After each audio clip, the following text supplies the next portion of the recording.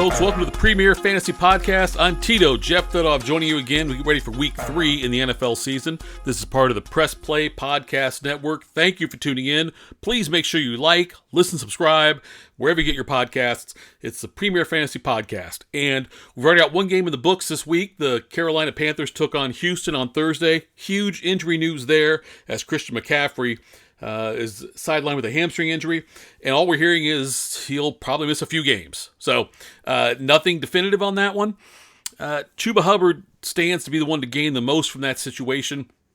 He had the most touches, most carries after McCaffrey left that game early, and then Royce Freeman picked up some carries as well. You remember Royce Freeman from years ago in Denver, it seems like. But if you need to pick somebody up to replace McCaffrey, then your player you want to grab is going to be Chuba Hubbard. That's the guy. But I wouldn't expect huge things out of him yet. We'll see. The Panthers offense seemed to struggle when McCaffrey went down. But they did pick it up a little bit. Sam Darnold looked good again. A couple of rushing touchdowns. So he is starting to prove that maybe the problem in New York was not him, but rather the coaching staff. So we'll check out on, we'll keep an eye on that one, see how that goes. There's some quarterback injury news this week as well.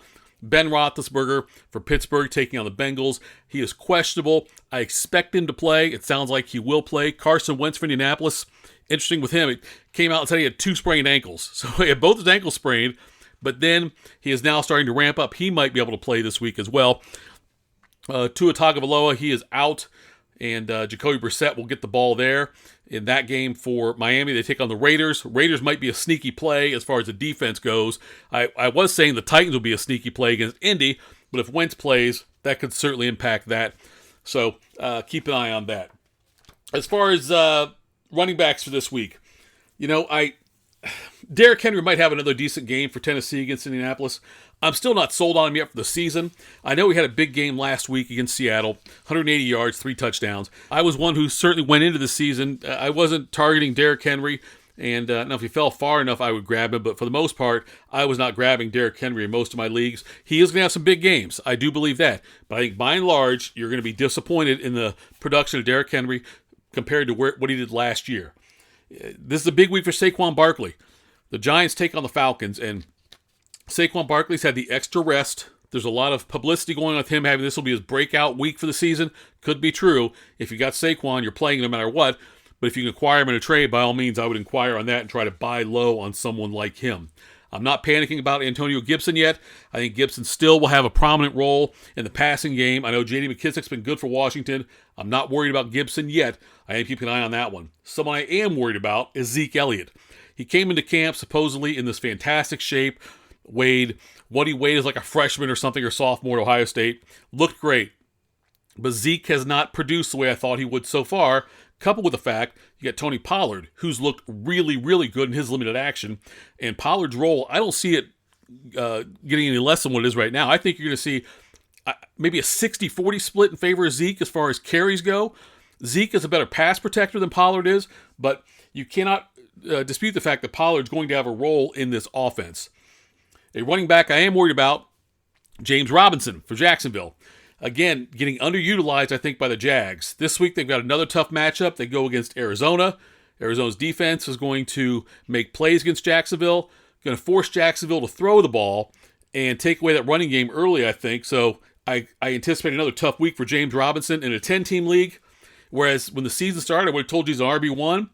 Now I think he's probably a flex play in a 10-team league at best. It looks like, again, Josh Jacobs will be out for the Raiders. That means that Kenyon Drake gets the bulk of the carries there. And then also Peyton Barber. If you are super desperate, Peyton Barber is somebody who you can look at because he's going to get carries there. I'm not saying he'll be great. Las Vegas, though, they've got that matchup with Miami. If they get out to a big lead, you might see Peyton Barber get some more touches there. If you're desperate, again, that's the only way I grab Peyton Barber because I don't think he's going to play a big role in that offense moving forward. Moving on to the quarterbacks. Lamar Jackson, we talked about the injuries already. Lamar Jackson missed practice one day with a stomach ailment. Looks like he's back and ready to roll. So Lamar Jackson should have another big game for the Baltimore Ravens. And they take on Detroit, which should be a blowout. Baltimore's defense also one I would certainly play. We'll talk more about defenses later.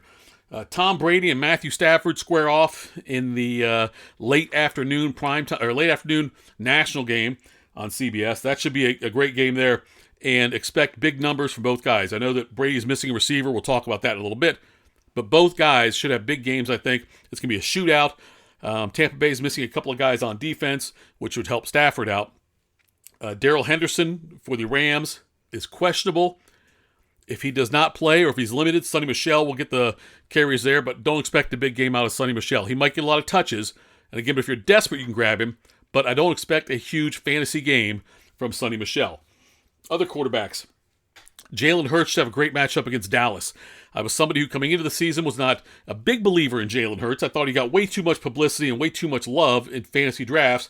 I do have him ranked as a top 8 quarterback this week. Going against that Cowboys defense on Monday night, we'll see what happens with that one. Teddy Bridgewater for Denver has shown so far that he can really put up decent numbers and lead that team. Bridgewater, I'm still not going to start him in a 12-team league, but if you're in a bigger than 12-team league, I can see him as being your QB1. But like I've been saying all along, if you waited to draft quarterbacks this year in your draft, you did very well for yourself because you could have walked away like in a lot of drafts I did. I waited and walked away with like Matthew Stafford and Derek Carr as my number 2. And if you waited, you may have had a Stafford like a Teddy Bridgewater if you waited forever. And that's a great situation to be in. Derek Carr might struggle a little bit this week. He was also dinged up, but Gruden said he's going to play. He might not put up the same numbers he put up the first 2 weeks, but he leads the league in passing yards right now, which is huge. Moving on to the wide receivers. Antonio Brown is out for the Buccaneers. Not officially out yet. He might not play for the Buccaneers this week because of the COVID protocol. He is trying to get tested again to see if he can make it in time. I'm not optimistic he'll be able to play in this game. But I'll tell you, let's get to more wide receivers in just a couple of minutes. We'll take a quick break, come back, and discuss the wide receivers.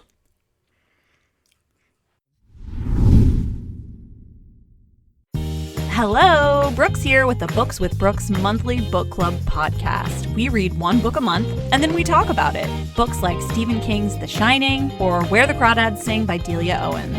If you're on the hunt for book recommendations and enjoy sparkling conversation, come read along with us, and then listen in.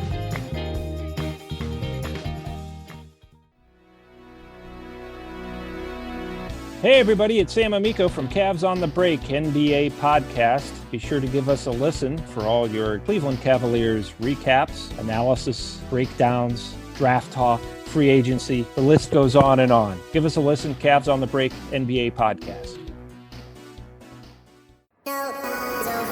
Hey, it's JD from the Hyman Podcast. I created this podcast to have hard conversations. Conversations that make us human but are also wildly uncomfortable. Conversations that help give voice to the voiceless and to the marginalized. Now you can listen to the entire first season on Apple Podcasts, Spotify, or wherever you get your podcasts from. Consider this your personal invitation to join the conversation. Hi, my name is Jeremy Powell, co-host of the Oranges, Oranger, Browns podcast. Check us out anywhere you listen to podcasts. For all your Browns coverage, post-game, pre-game, anything you need Browns, you'll find it here on the Oranges, Oranger, Browns podcast. All right, we're back. I mentioned Antonio Brown and the Buccaneers and the fact he's probably going to miss that game against the Rams, so keep an eye on that. Josh Gordon, and I'm only bringing this up because every year we have to talk about Josh Gordon and if he gets reinstated or not, and he'll be eligible in Week 4 if he's on a team, according to the NFL. So, not saying somebody you want to grab. He hasn't had a good season since it's been 2014 or whatever it was when he had this big breakout season with the Browns. So, I'm not advocating picking him up, but just somebody, though, who's going to be out there, and you can keep an eye on, see where he goes. If you have an extra roster spot, maybe you can stash him in that scenario. As far as the receivers go, I look for Dallas's receivers to have a big week this week against Philly. Amari Cooper, CeeDee Lamb. I like Lamb better than Cooper. I'd probably like Cooper better in a PPR, Lamb better in a traditional league, but they're both going to have big games, I think, this week for Dallas going against Philadelphia. Cooper Kupp will continue to shine for the Rams. I thought we'd see more Robert Woods for the Rams as far as being Stafford's target, but Cooper Kupp's getting most of the targets, and he's the one performing better in that offense. Van Jefferson for the Rams, I think he could be a sneaky pick as well. Number 3 receiver on that team. Defenses are focusing on Kupp and on Woods. You might see Van Jefferson get some love there if you're looking for a receiver to pick up in daily, maybe. But Van Jefferson's kind of a home run selection if you want to look at that one. Also, Julio Jones bounced back in a big way in Week 2 after his very poor performance in Week 1, coupled with that penalty he had that Mike Vrabel said was a dumb penalty, but he said it in harsher words. But Julio Jones had a big game. I could see Jones having a decent game again this week, going against Indianapolis. We'll see about that one, but I like him as well this week as somebody who play as a wide receiver too. I think if you've got him as your WR2, that's a good situation to be in. I expect another decent week out of Courtland Sutton for Denver. He's the one, he and Melvin Gordon both benefit the most from the Jerry Jeudy injury. So Courtland Sutton's a top 20 receiver for me, as is Mike Williams, from the Chargers. He has played kind of a Michael Thomas type role there for the Chargers. He's going to continue to do that. The Chargers offense will get better, and this may be the week to do it against Kansas City. Kansas City is going to be a shootout game, I think, for this one, so I expect a big game out of Williams and Keenan Allen. And Justin Herbert, who as of right now has more interceptions than touchdown passes, I think he bounces back this week, has a good game. Kansas City is going to score a lot of points. They're going to give up a lot of points. I think the Chargers will all benefit from that as well. Sterling Shepard's been a surprise for the Giants. I continue to like him as a wide receiver 2 or a flex play. He seems to get the most looks from Daniel Jones, and as Kenny Golladay is still shaking off injury and trying to get back in the groove, I think that Shepard is the one to go there, and I'm surprised as anybody because I didn't expect much out of Shepard this year, and I still don't expect much out of Daniel Jones. But last week I thought Christian Kirk was the better pick up over Rondale Moore. I was probably wrong on that one. Rondale Moore for Arizona looks like he's going to be the one who really is the better receiver out of him and Christian Kirk as a number 2 with DeAndre Hopkins. They're both decent plays, though, don't get me wrong. As far as tight ends go, look, the tight end position has been the most predictable so far this year. The guys that, you look at like the running backs, you look at the quarterbacks, receivers, there's been some of the top 10 guys that you thought were going to be lock solid top 10 have not been top 10 so far. The tight ends, they've gone so according to plan for the most part. You knew Kelsey, Waller, Hawkinson. I liked Hawkinson better than Kittle. Hawkinson, Kittle, Andrews, Noah Fant, Pitts, those guys would all be good. The only real outlier for me among the tight ends has been Rob Gronkowski, who is continuing to be a favorite target of Tom Brady in the red zone. So other than that, the tight ends, if you wait to take a tight end, then you're going to have to just kind of piece it together every week, and I could see you streaming somebody every week. This week, David Njoku's a guy you may want to stream. We're not sure about the Browns receiver situation. Odell Beckham said is gearing up to play, which would be a huge addition for them with Jarvis Landry being out. And Rashard Higgins, another guy, by the way, as a receiver, if you're looking for one in a desperate situation, Rashard Higgins for the Browns could have a big game on Sunday against the Bears. But David Njoku's a good one. Jared Cook's a good one. Other than that, I mean, you're throwing darts. I've got some. I waited too long for a tight end in one of my leagues and walked away with Robert Tonyan and Zach Ertz. Tonyan helped me win a game last week with his performance, but it's been very up and down with those tight ends. So, if you're looking for one, if you're desperate for one, Njoku's a good one, so is Cook. Tanyan's probably not available in your league. As far as defenses go, I told you I liked Las Vegas against Miami. I liked in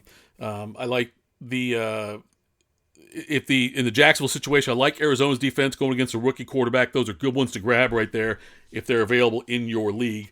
I think Baldwin will have a big week against Detroit. They're probably not available in your league. And then one last note, I'll bring up that Browns situation again. They're playing the Bears. Justin Fields is the quarterback. I think Justin Fields is a QB1 this week. I've got him as top 12. Could be a top 10 pick or top 10 quarterback this week. I like Justin Fields quite a bit. This week going against Cleveland. I know it's a tough matchup. The Browns defense is underwhelmed so far, but Justin Fields has the ability to beat you with his arm and his legs. So I look for the Bears offense to be better this week, and the Browns defense is going to get tested. I think the Browns still win the game, but Fields playing in Cleveland will have a decent game. And I think that he'll warrant being someone you should pick up if he's available in your league. I would grab him right now and stash him or play him this week if you don't have a better quarterback option. All right. That's it for week 3. Thanks so much for tuning in. Follow me at ThitHappens, THIT Happens. Ask me any questions you want about your lineup for Sunday. I'll get back to you. Follow me on Twitter at ThitHappens. This has been the Premier Fantasy Podcast on the Press Play Podcast Network.